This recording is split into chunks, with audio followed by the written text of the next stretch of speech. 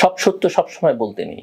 আপনারা তো এখন দেশটাকে একটা অন্ধকার, আমি অনেকদিন ধরে বলছি, অন্ধকার জগতে নিয়ে যাওয়ার চেষ্টা করছেন, আর এখন দেশটাকে মানে একটা গৃহযুদ্ধের দিকে ঠেলে দিচ্ছেন। গৃহযুদ্ধ আপনাদের পছন্দ হতে পারে, কিন্তু বাংলাদেশের 20 কোটি মানুষের পছন্দ নয়। আপনারা হয়তো এখন অন্য কারো স্বার্থে কাজ করছেন। I'm sorry to say this, I'm sorry.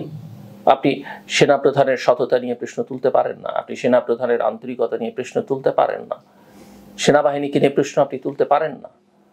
জনগণের মুখোমুখি দাঁড় করাবার কোনো কারণ নেই। সেনাপ্রধান একবারের জন্য বলেননি যে তারা ক্ষমতা নিতে চায়, সেনাবাহিনীর কথা বলেনি, তাহলে কেন আমরা বলছি?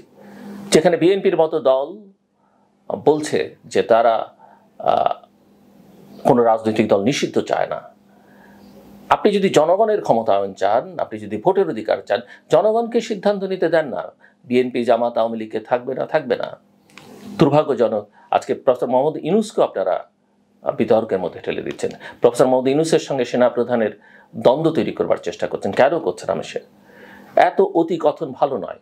একটা কথা মনে রাখবেন, আপনারা যা করেছেন প্রতি 3 ক্ষণের হিসাব কিন্তু সবার কাছে আছে, গণমাধ্যমের কাছে আছে, এমনকি বিভিন্ন গোয়েন্দা সংস্থার কাছে আছে। এত সহজ নয়, এত অতি কথন, এত অধিবাস্তব রাজনৈতিক পরিস্থিতি তৈরি করা মোটেই ভালো নয়। আমি মনে করি আপনারা অতিরিক্ত করে ফেলেছেন, সীমা লঙ্ঘন করে ফেলেছেন এবং দেশটাকে একটা বিপর্যয়ের মধ্যে নিয়ে যাচ্ছেন। এই অবস্থা থেকে আমাদের বদল দরকার।